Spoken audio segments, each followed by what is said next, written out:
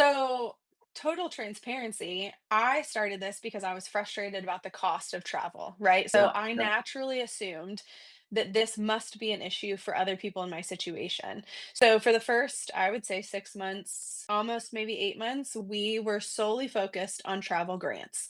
We were focused on fundraising. We were focused on trying to provide financial assistance to people in this position.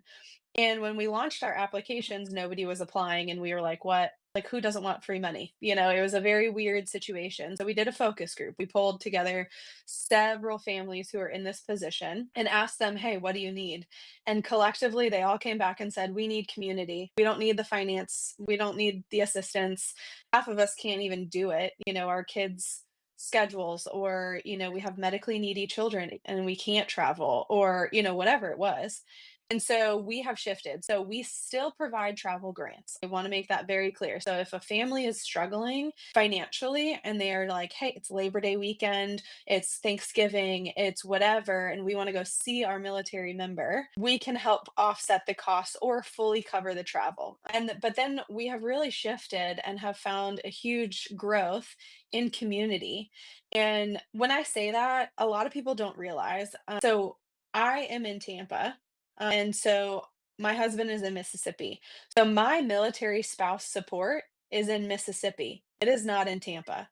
And so I'm not tied to the base here. And so I have no military community.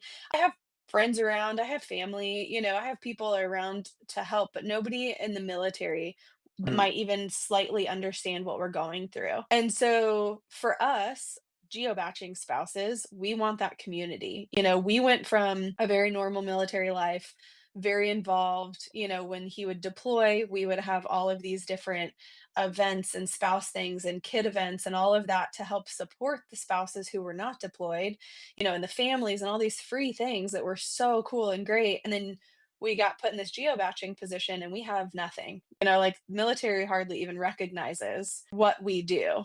And so that's where we're really pulling in for communities.